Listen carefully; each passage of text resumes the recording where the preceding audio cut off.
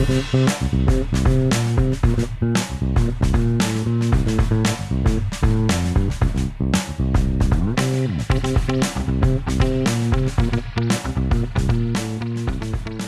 to Daily Variety, your daily dose of news and analysis for entertainment industry insiders. It's Thursday, September 25th, 2025. I'm your host, Cynthia Littleton. I am co-editor-in-chief of Variety alongside Ramin Satuda. I'm in LA, he's in New York, and Variety has reporters around the world covering the business of entertainment. In today's episode, we'll talk with senior media reporter Gene Maddaus about his investigative report on Los Angeles Film School. The private business is facing allegations of massive student loan fraud. And Variety's gaming chief, Jennifer Maas, gives us the scoop on Scopely. You may not have heard of the company, but you've likely played one of their mobile games. But before we get to that, here are a few headlines just in this morning that you need to know. The Jimmy Kimmel news doesn't stop. A shareholder group sent Disney a letter demanding information about the suspension of Kimmel. They want to know whether political pressure contributed to that decision. The Mouse House gets it from the left and right. Meanwhile, Jimmy Kimmel Live's return on Tuesday delivered some 6.3 million viewers. I had predicted 4 million on Tuesday morning.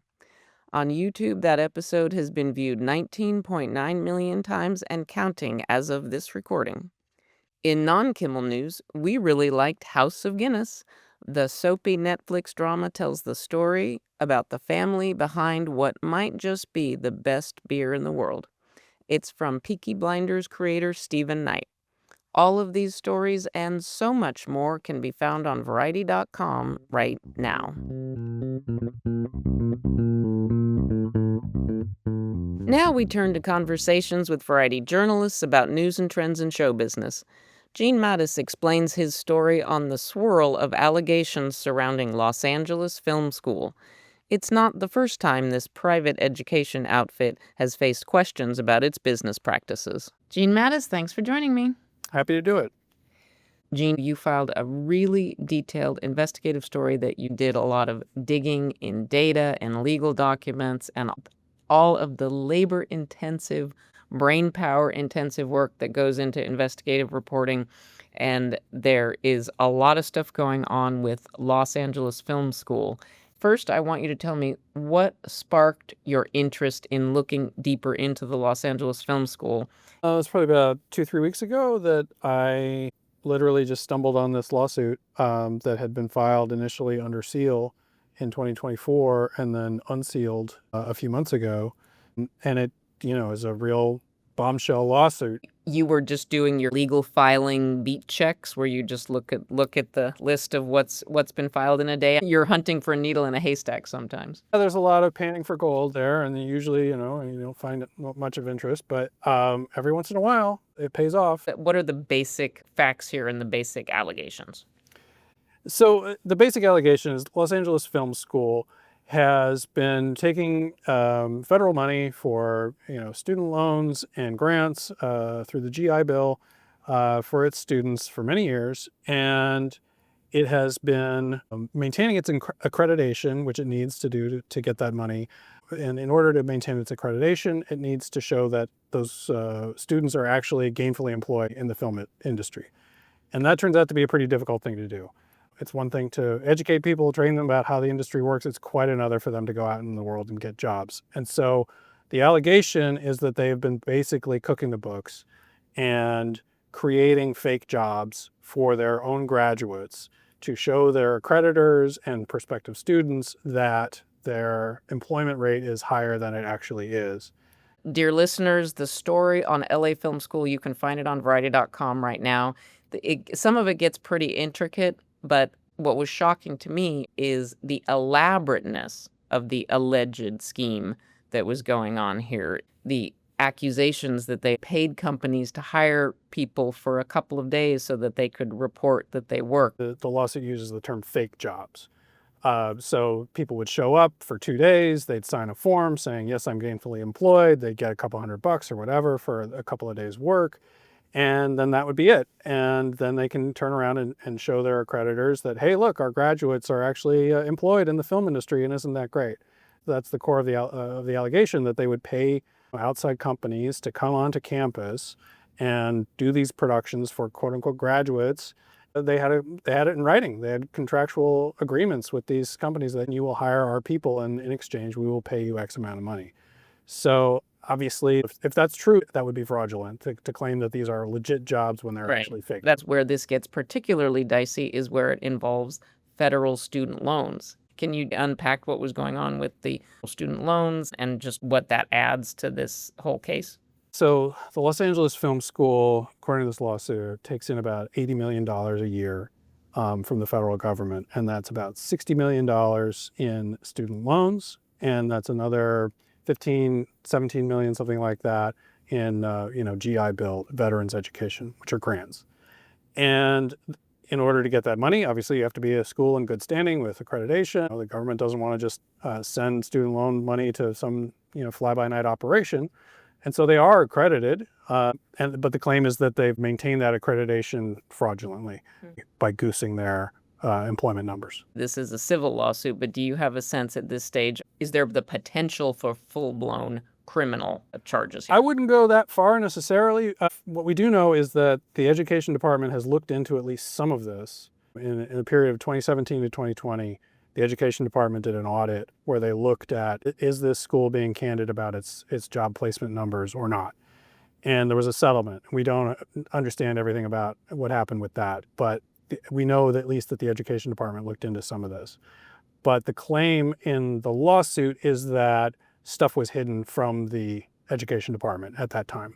It's styled as a whistleblower lawsuit from two former top executives at the school who allege that there was this scheme going on, that they were not fully candid with the Education Department, and that therefore the U.S. government was defrauded out of many, many millions of dollars under this scheme. And if they're successful, if they prevail, then they could get a cut of any recovery. And there have been other schools that have gone through something similar to this, the University of Phoenix being the example that comes to mind most prominently. But this is a thing in the for-profit education world where former employees, former executives will go file these lawsuits on behalf of the United States government.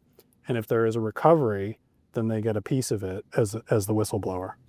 The minute you involve federal dollars, the stakes just get so much higher. Well, the number that jumps out to me from the lawsuit is there is an agenda document internal to the school that is quoted that says that most graduates earn between $0 and $5,000 in their field of study. When we're talking about degrees that people are paying $40,000 for, $80,000 for, to end up with a job or no job that pays less than $5,000 at the end of the day, that tells the story in terms of the student experience. If you think about nursing schools or engineering schools, like the goal is to train people for a trade. And when all these other schools are accredited, they want to see that people who graduate from your school are actually working. Otherwise, it's not a successful school. Right. The accreditation agencies want to see the people who are succeeding in the field that they're studying for. This is still at the early litigation stage, but it does remind me there have been, over the years, many incidents of disreputable talent agencies, people that claim, just pay me $300 for headshots and I'll get you meetings with casting agents. And they're just that low-level scam that preys on people that just are desperate to be anywhere near Hollywood. If you don't have connections, it's so hard to break in to get that first foot in the door. And there is just an unlimited number of people that just exist to exploit that desire and just sort of preying on people's dreams and hopes. Is this something you think you're going to be following for a while now? Yeah, absolutely. People have started to reach out a little bit in terms of their experience of the place and that kind of thing, and certainly welcome hearing from people, the good, the bad, and the ugly, about their experience there. That would be interesting to know about. Well, once again, it takes investigative reporters. Gene, thank you for being ours. Thank you.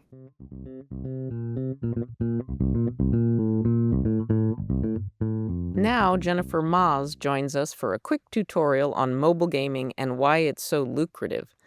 Jennifer is out here on the West Coast to take part in Variety's Entertainment and Technology Summit today, where she's interviewing executives from Scopely. Jennifer Maas, thank you for joining me. Thank you for flying across the country to be part of Variety's Ent and Tech conference today. Yes, excited to do it. One of the panels that you're going to do today is a conversation with Scopely, which is a mobile gaming company. Tell me what is unique about their position in gaming. They make some of the top mobile games. So you might not know them by name, but you've heard of Monopoly Go and you've heard of Pokemon Go. These are giant games because everyone plays them. If you don't play them, you know someone who does. They are the #1 mobile gaming company in the US. They have a huge market share of the gaming industry in general because mobile gaming is so big. It's giant compared to consoles, compared to PC games, because everyone has a phone in their hands and everyone has the capability to be a mobile gamer, whereas there are barriers for PC and console. And so mobile has really opened up what a conversation is surrounding gamers, and Scopely is at the center of that because they're the biggest player right now. It's the top of the funnel, right? It is the thing that brings a lot of people and gets them familiar with gaming. What makes it so lucrative, and what are the capabilities that a company needs to really score in mobile? The money comes from many microtransactions. It comes from buying power-ups. It comes from paying a little more so you can get somewhere faster in a game. You can advance in levels. There's some controversy surrounding the idea of pay to play, but in particular, Scopely works really hard and makes a message that that's not what they're trying to do. They've said, we want to make it, you can get as far in this game without paying any money as you could with paying money. It just takes longer, kind of thing. But there are certain exclusive items that you can get in game if you buy them, and things like that that add into what the revenue is. Mobile games get updates constantly. There's new seasonal events, there's new tie-ins. Monopoly Go has had tons. They do a lot of stuff with Marvel. And so you bring in new characters that can play in the game and new accessories and things that you can add into a game to make it more exciting, more fun, and keep you always playing, because it's not like a console game where you sink 20 hours into it, you have a great time, but you've bought the game once, you played it through, and now you're done. Am I right in thinking that in a mobile game, you have to continually have some new bells and whistles, some new things to get people to pick it up again? Absolutely. Especially if you've been playing Monopoly Go for a year, what keeps you coming back all the time isn't playing the same game every day, it's new additions to the game. And I think that is what draws people in the first place. If you see that Star Wars characters are going to be coming up in Monopoly Go, you might jump in. You could have already been playing and that'll keep you there longer, but it could be something that brings a Star Wars fan in who hadn't played Monopoly Go before. Do you think that Scopely as a company is known in the industry? Are they becoming known because they are doing more of these licensing deals? For sure. And one thing that made them even bigger, it was the acquisition of Pokemon Go that came this past spring. They purchased that game, and I think we've all heard of Pokemon Go. And one thing that you will notice is that that game will have more tie-ins from here on out as well, because a lot of the people at Scopely at the highest level have those partner connections. Chief Revenue Officer Tim O'Brien's from Disney, and he has those Disney relationships. And it really helps when you're the revenue officer and you are striking those partnership deals, that you know everyone, that you're talking to people at Paramount, that you're talking to people at Warner Brothers who want to get their stuff in those games. Where's the company based? Are they a couple hundred people, couple thousand? So they're based in Los Angeles. I think they have a couple thousand employees, but they also have offices all over the world. Jenny, thank you for once again illuminating the gaming business. I'm very much looking forward to your session later today. You can read all about it on Variety.com. Thanks, Cynthia.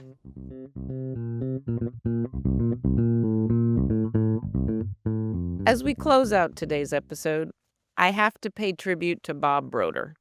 He was a lion in our industry. He died September 23rd on Rosh Hashanah at the age of 85. He ran the Broder Curlin Literary Talent Agency for nearly 30 years before it was bought by ICM in 2006. Bob represented some of the biggest showrunners and directors of his time. He was an encyclopedia of the industry, and he taught me a lot about how things work. He had a strong sense of fairness. He was a quiet but important voice on industry issues with organizations including the Association of Talent Agents. He did not court the spotlight. He told me straight up the first time we had lunch that the only time he ever wanted his name in Variety would be for his obituary. I got him to do a story or two over the years, including one about the great training program that he set up at ICM. But the best Bob Broder story I have is how he figured into the final episode of Cheers. Bob represented the three creators, James Burrows and brothers Glenn and Les Charles. Bob's craggy profile was immortalized in shadow in the closing moments of that final episode in 1993. Ted Danson's Sam Malone is closing up the show's titular bar for the night when a man walks up to its distinctive wooden door hoping to get a drink. Malone shouts, "Sorry, we're closed." Wearing a classic fedora, Bob's profile is seen briefly as the spurned patron walks away. That bit was an in-joke nod to the fact that Bob tried hard to squeeze a 12th season out of Cheers, but Danson was ready to move on. Bob was a good man. Blessed be his memory. Thanks for listening. This episode was written and reported by me, Cynthia Littleton, with contributions from Gene Maddaus and Jennifer Maas. Sticks, nicks, hick, picks. Please leave us a review at the podcast platform of your choice, and please tune in Monday for another episode of Daily Variety.